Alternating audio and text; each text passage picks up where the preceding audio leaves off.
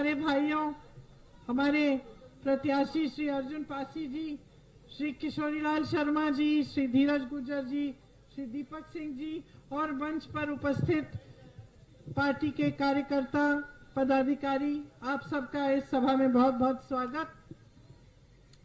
देखिए, आपने बहुत इंतजार किया तो मैं ज्यादा कष्ट नहीं दूंगी। कुछ जो महत्वपूर्ण बातें हैं चुनाव के बारे में वो करूंगी। आपकी आज समस्याएं क्या है? मेरी बहनें यहाँ बड़ी तादाद में हैं। आप महंगाई का सामना करती हैं।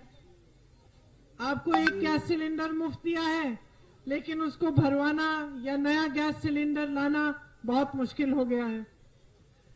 कड़वा तेल आपको कितने में मिल रहा है आजकल? 200 में। आपकी दिहाड़ी कितनी होती है, एक दिन की दिहाड़ी? तो 200 रुपए का तेल और 250 की दिहाड़ी, तकरीबन एक जैसा सामान हो गया है। आप खेती में काम करती हैं, घर जाती हैं, घर का देखभाल करती हैं, सफाई करती हैं, बच्चों का देखभाल करती हैं, सबका देखभाल करती हैं, फिर भी आप इतनी समस्याओं से जूझ रही हैं और परेशान हैं, और आपकी सरकार में राजनीति में कोई सुनवाई नहीं है। आप आधी आबादी हैं। आधी आबादी मतलब हर घर में आधे सदस्य महिला होते हैं, महिला होती है, लेकिन आपकी कोई भागीदारी नहीं है राजनीति में और कोई सुनवाई भी नहीं है। ये आपकी परिस्थिति है। आप मेहनत से बच्चों को बड़ा करती हैं, बच्चों को पढ़ाना चाहती हैं, उनके भविष्य को मजबूत बनाना चाहती हैं। बच्चों की क्या परिस्थिति है? यहाँ नौजवान कितने खड़े हैं? बहुत सारे दिख रहे हैं मुझे। बाबा आप हाथ मत उठाना। आप में से कितनों को पिछली 5 सालों में आपको कितनों को रोजगार मिला है? किसी को नहीं मिला। अब आप मेहनत करती हैं, खेती में मेहनत करती हैं, घर पे करती हैं, आपके पति कमाने की मेहनत करते हैं, किसानी करते हैं, किसी की छोटी दुकान है, किसी का छोटा बिजनेस है। किस लिए करते हैं? आप इसलिए करते हैं ना कि इन नौजवानों का की किस्मत बने, भविष्य बने, इनको रोजगार मिले, बड़े होकर आपकी देखभाल करें, इसलिए करती है ना। लेकिन इनको भी रोजगार नहीं मिल रहा है। किसान भाई है मेरे यहाँ पे, हाथ उठाइए। सब किसान। और छोटे दुकानदार, छोटे बिजनेस वाले आप हैं। आप सब मेहनत करते हैं, दिन रात मेहनत करते हैं। किसानों की क्या परिस्थिति है आज? अभी रात हो गई है, आप खेतों में जाएंगे चौकीदारी करने के लिए, क्योंकि छुट्टा जानवर आपके खेत खा रहा है कि नहीं? सच बात है कि नहीं? आपको उपज का दाम नहीं मिलता, फसल का दाम मिलता है। कितना मिल रहा है आज गेहूं के लिए, धान के लिए? हाँ, 1200 रुपए मिल रहे हैं। खाद मिलती है। खाद के जो सरकारी वितरण केंद्र हैं वो लगभग बंद हो चुके हैं। प्राइवेट में बड़ी लंबी लंबी लाइनें हैं। कभी खाद मिलती है, कभी नहीं मिलती है। बुंदेलखंड में किसान खाद की लाइन में खड़े खड़े मर गए हैं, मृत्यु हो गई उनकी। कई ऐसे हैं जो इंतजार करते करते थक गए, घर जाके आत्महत्या कर ली। ये परिस्थितियां हैं आपकी। छोटे दुकानदार भाई, छोटे बिजनेस वालों, पहले नोटबंदी आई, बड़ी बड़ी बातें हुई कि देश का बहुत फायदा होने वाला है, काला धन आएगा, कुछ नहीं आया, ये आप अच्छी तरह से जानते हैं। नोटबंदी के बाद जीएसटी आई, आपको परेशान किया गया। अलग अलग जीएसटी, आपको मुफ्त में पैसे खर्च करने पड़े। उसके बाद लॉकडाउन आया, कोरोना आया, और मुसीबतें बढ़ी, लेकिन सरकार ने कोई राहत नहीं दी। अब देखिए, नौजवानों की बात कर ली मैंने, किसानों की कर ली, महिलाओं की कर ली, छोटे दुकानदारों की कर ली, लगभग सबकी बात कर ली।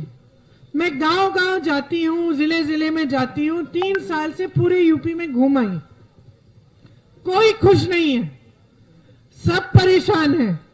सब कह रहे हैं कि हमारी परेशानी बढ़ गई है, महंगाई बढ़ गई, बेरोजगारी बढ़ गई, जो समस्याएं हैं वो बढ़ गई। सरकार क्या कह रही है? मुख्यमंत्री योगी आदित्यनाथ जी, प्रधानमंत्री दिल्ली से आते हैं नरेंद्र मोदी जी, अमित शाह जी आते हैं, तमाम मंत्रिमंडल के लोग आते हैं, यहाँ आपकी सांसद आती हैं, वो क्या कहती हैं? चलिए लापता है, वो नहीं आती हैं।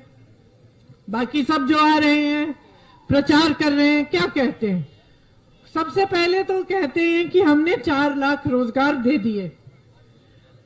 उन्होंने घोषणा की थी 5 साल पहले कि 70 लाख रोजगार देंगे।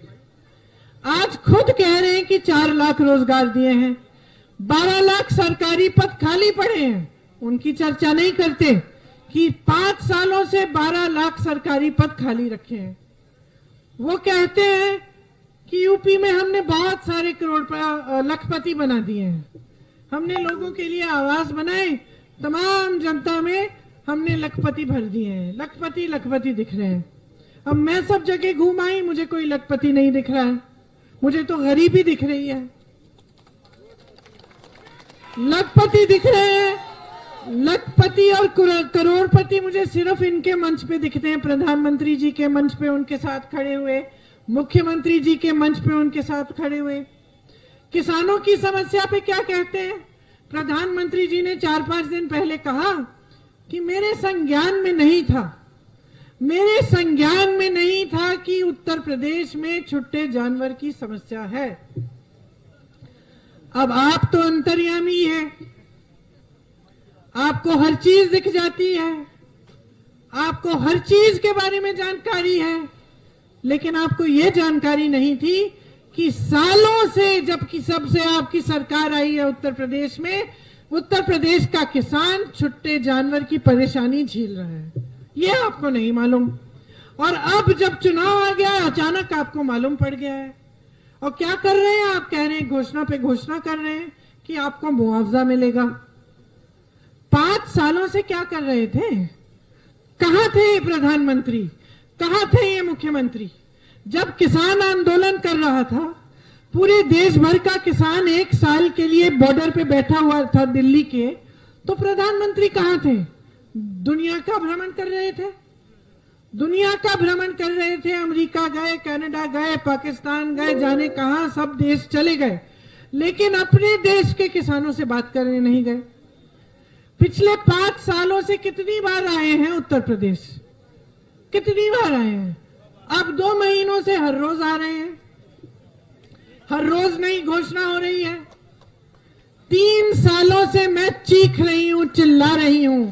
मैंने मुख्यमंत्री जी को 3-3 चिट्ठियां लिखी कि बहुत बड़ी समस्या है छुट्टे जानवर की, लोगों की मदद करिए। कोई जवाब ही नहीं आया। छत्तीसगढ़ में कांग्रेस की सरकार बनी, सरकार ने निर्णय लिया कि ये बहुत बड़ी समस्या है, छत्तीसगढ़ में भी है, हम इसको सुलझाएंगे। क्या किया?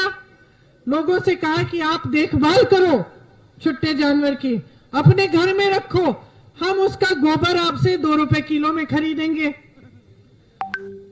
हाँ, आप हंस रहे हैं कि भाई सरकार क्या करेगी गोबर खरीद के, लेकिन सरकार ने उस गोबर को स्वयं सहायता समूह की महिलाओं को दिया कि इसमें से खाद बनाओ।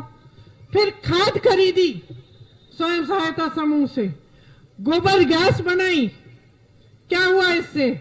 इससे छुट्टे जानवर को घर में रख के लोगों ने उसकी देखभाल की, नंबर 1। दूसरा, उससे कमाई हुई क्योंकि गोबर बेच रहे थे। तीसरा, स्वयं सहायता की समूह की महिलाओं की कमाई हुई। और चौथा, जो गोबर गैस बनी, जो खाद बनी उस गोबर में से, उससे जनता को सुविधा हुई, समस्या हल हुई। आज छत्तीसगढ़ में कोई ऐसी समस्या नहीं है, हल हो गई है। कांग्रेस की सरकार नीतियां आपके लिए बनाती है। आपने खुद अमेठी में देखा है, जो बुजुर्ग हैं उन्होंने देखा, जब कांग्रेस की केंद्र में सरकार थी, प्रदेश में सरकार थी, तो कितनी तेजी से विकास हुआ अमेठी का, आपके सलोन क्षेत्र का भी। तो इसी तरह से जब सरकार की नीयत ठीक होती है ना, बहने, घर में कोई रिश्ता आता है तो सबसे पहले क्या देखते हैं आप लड़के में? क्या देखते हैं? उसकी नीयत देखते हैं, नौकरी भी देखते हैं, नीयत भी देखते हैं। अगर लड़के की नीयत सही है तो शादी नहीं करवाते, है कि नहीं?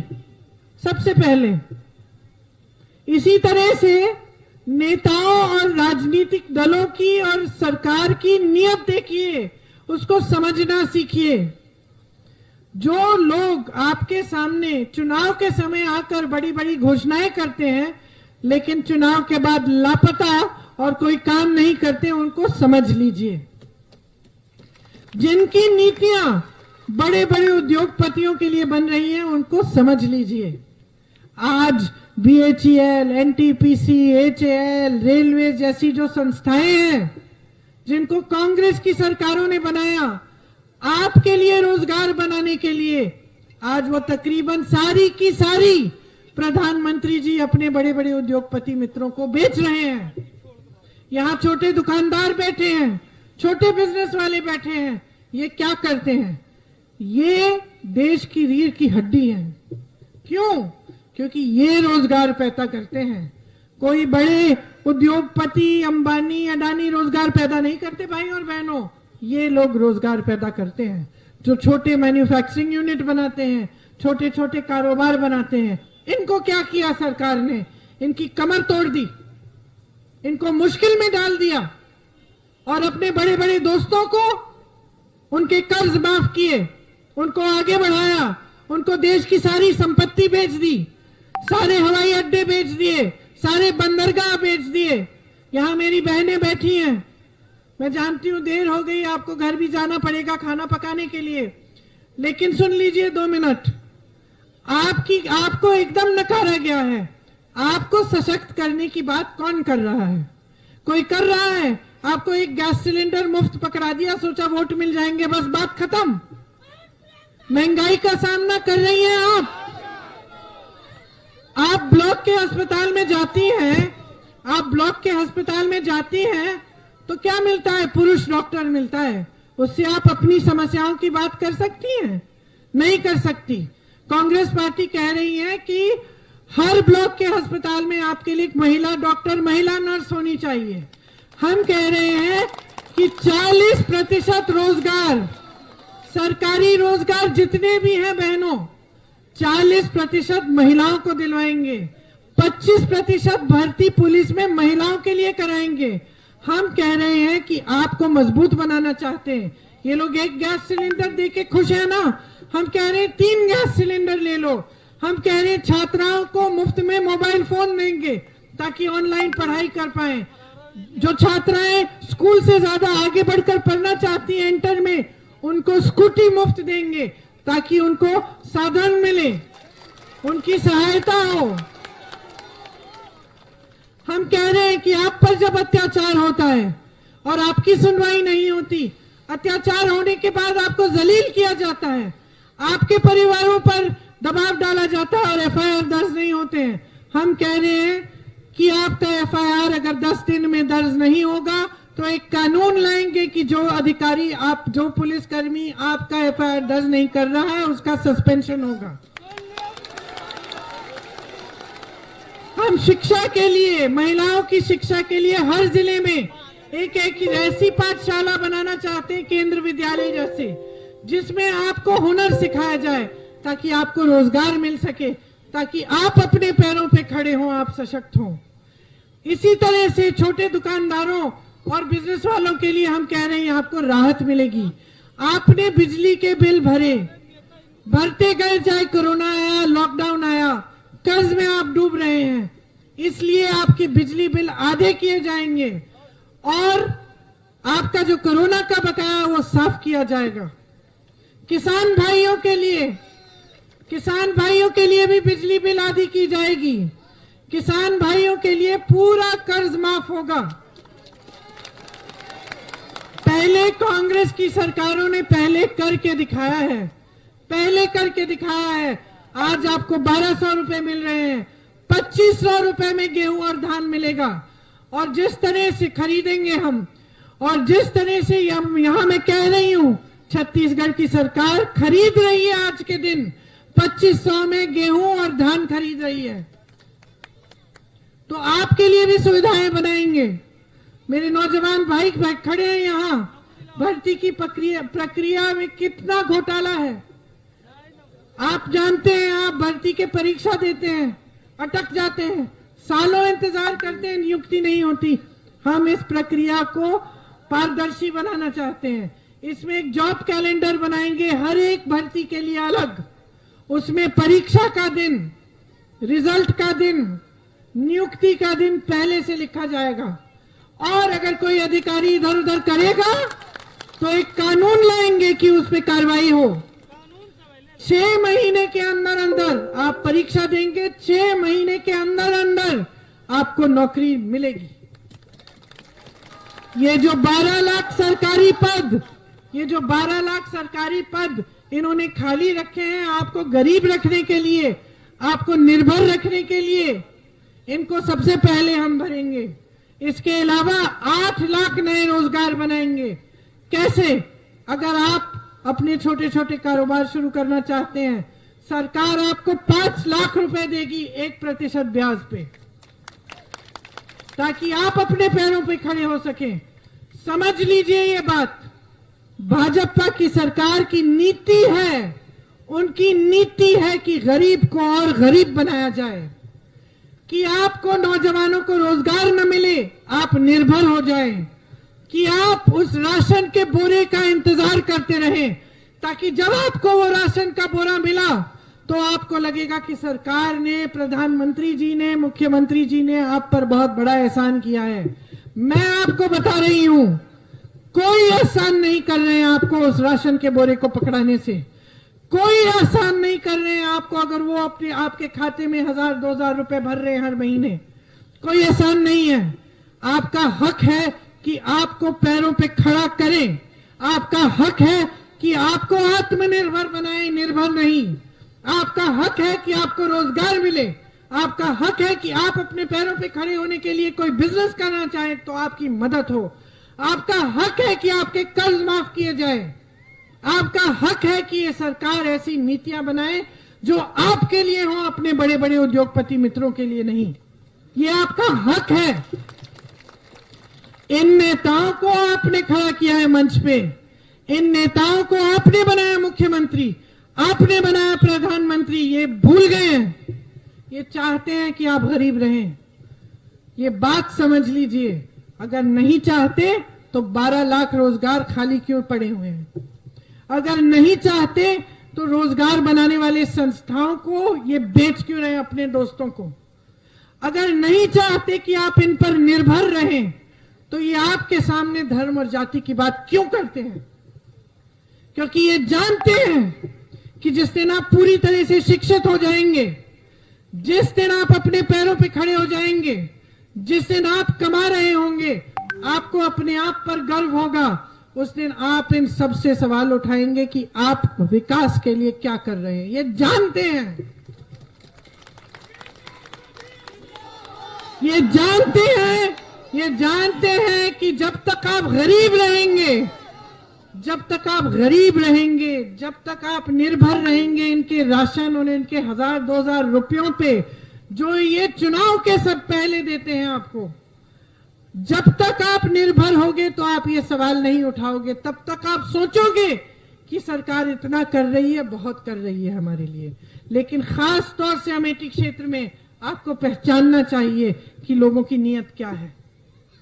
क्योंकि राजीव गांधी जी की सरकार में, कांग्रेस की सरकारों में जब नीयत सही थी तो आपको रोजगार दिलवाए गए, आपके लिए सारी संस्थाएं यहां लाई गई, BHEL, HAL, NTPC, ITI सारी लाई गई ताकि आप आत्मनिर्भर हो। आपको गरीबी से निकालने का काम किया गया, आपको गरीबी में ढकेलने का काम किसी ने नहीं किया। क्योंकि कोई आपसे राजनीतिक फायदा नहीं उठा रहा था, आपके जज्बातों का इस्तेमाल नहीं कर रहा था, आपको धर्म की बात करके, जाति की बात करके आपको फुसला नहीं रहा था। आज हर नेता जानता है, हर राजनीतिक दल का नेता जानता है, समाजवादी का नेता जानता है, भाजपा का नेता जानता है, बसपा का नेता जानता है कि आपके सामने जाति और धर्म की बात करेगा, उसको वोट मिलेंगे और वो सत्ता में आएगा। जान गया है और ये आपकी गलती है, आपने बुरी आदत डाली है। अब वो सोचता है कि काम करने की जरूरत क्या है, 5 साल बाद मैं आऊंगा, धर्म की बात कर लूंगा, हिंदू मुसलमान में फूट कर लूंगा, जातिवाद की बात कर लूंगा, सांप्रदायिक बात कर लूंगा, मुझे तो वोट मिलना ही है। मैं तो रहूंगा सांसद, मैं तो रहूंगा विधायक, क्योंकि जब जब चुनाव आएगा सब मेरी बातें मानेंगे, अपने जज्बात में उभार दूंगा, वोट मिल जाएगा। तो भैया मैं काम क्यों करूं? मुझसे तो कोई काम का पूछ ही नहीं रहा है। मैं जाता हूं, कोई मुझे कह ही नहीं रहा है कि तुमने कौन सी सड़क बनाई, कौन सा नल बनाया, कितनी बिजली दी, किसानों के लिए क्या किया, महिलाओं को सशक्त कैसे किया, कोई पूछ ही नहीं रहा है। अरे इतनी हिम्मत इन नेताओं की, प्रधानमंत्री जी की हिम्मत कि आपके सामने आके कहें कि 5 सालों में उनको जानकारी ही नहीं है कि यहाँ पे छुट्टे जानवर की समस्या है। अरे कौन सी धुन में रह रहे हैं, कौन सी दुनिया में मस्त है। अरे उत्तर प्रदेश में आप 1 किलोमीटर चल जाइए, चलिए गाड़ी से मत आइए, हेलीकॉप्टर से उड़ के ऊपर से देख लीजिए। आज मैंने देखा हर जगह छुट्टे जानवर है और आपको दिख नहीं रहा है। इनकी हिम्मत कैसे हुई, मुख्यमंत्री जी की हिम्मत कैसे हुई कि 12 लाख सरकारी पद खाली रखे इन्होंने?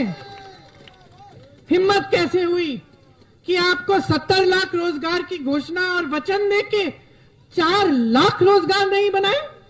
कैसे हिम्मत हुई? आपने हिम्मत दी। नाराज हूं मैं आपसे, शिकायत है मेरी आपसे, आपने हिम्मत दी, क्योंकि आप इस धर्म और जाति के जाल में फंसे हुए हो। और इस जाल में जब तक फंसे रहोगे तब तक इसी तरह से ये प्रधानमंत्री जी, मुख्यमंत्री जी, इनके तमाम मंत्री आकर आपके सामने कहेंगे, धर्म की बात करेंगे, जाति की बात करेंगे, आपकी विकास की बात कभी नहीं करेंगे। विकास होगा इनका, सत्ता में रहेंगे ये, फूलेंगे फलेंगे इनके बड़े बड़े उद्योगपति मित्र, विकास आपका नहीं होगा।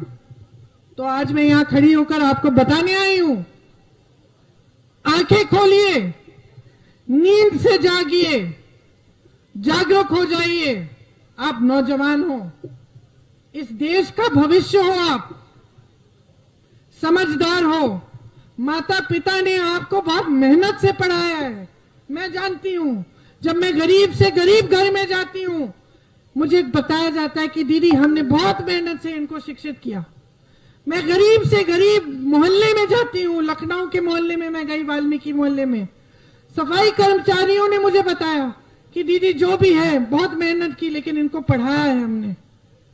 ITI पढ़े थे, MA की थी, BSc की थी, किसी के पास रोजगार नहीं था, किसी के पास रोजगार नहीं था, क्योंकि आपने हिम्मत दे दी है सबको कि धर्म के आधार पर, जाति के आधार पर तो भैया आपको वोट मिलना ही है।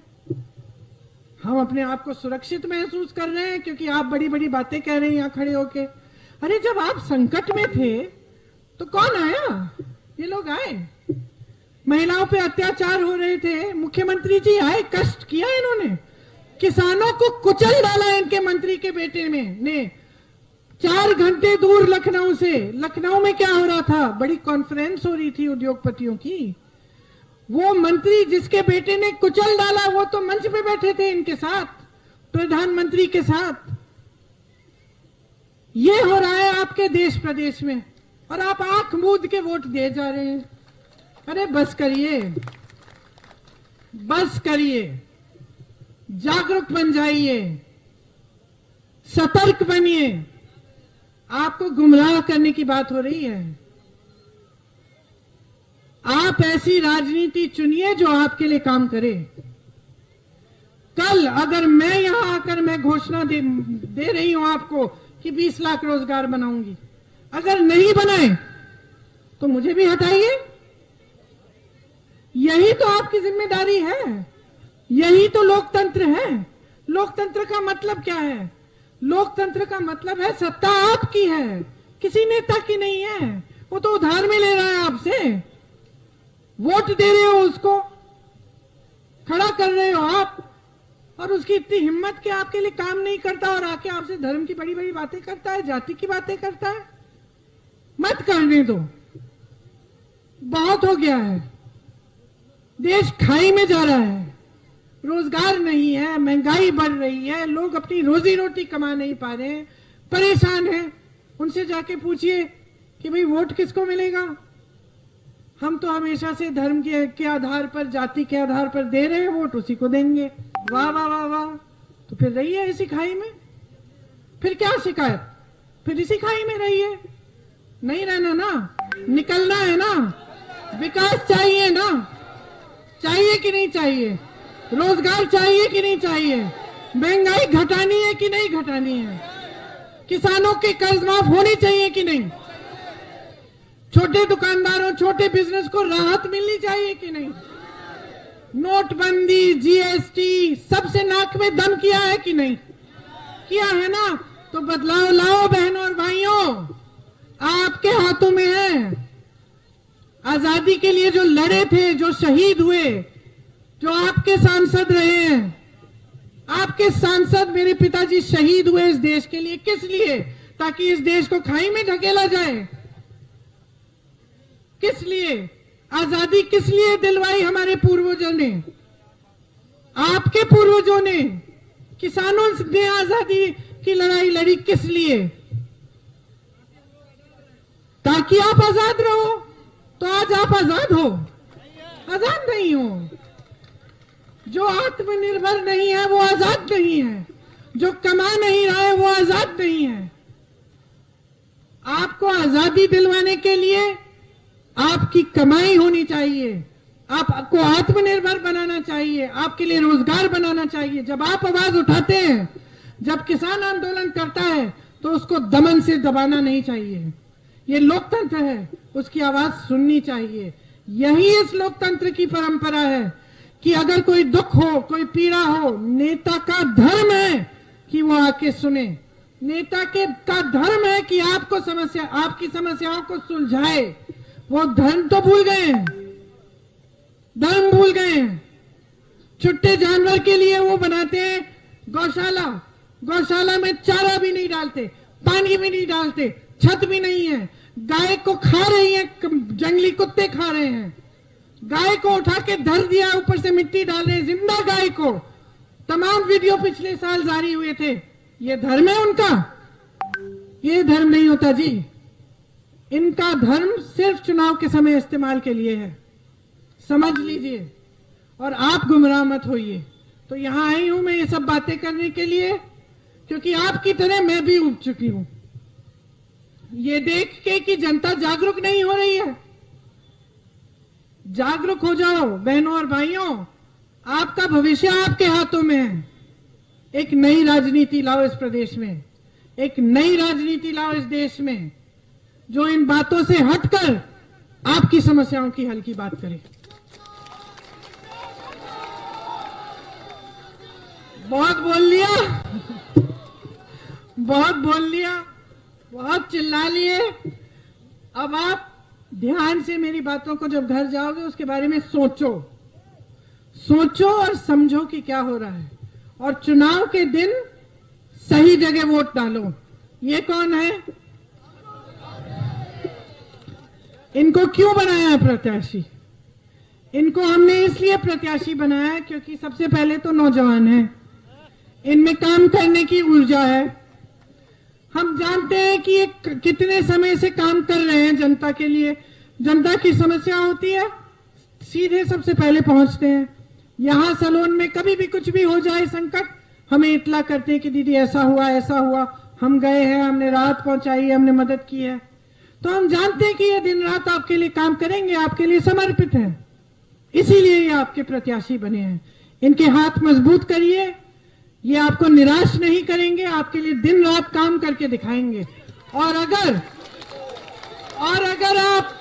अगर आपने उत्तर प्रदेश में कांग्रेस की सरकार बना दी तो विकास हम आपको तेजी से करके दिखाएंगे। हम आपके लिए दिन रात एक करके दिखाएंगे। आपको बहुत बहुत धन्यवाद। जय हिंद।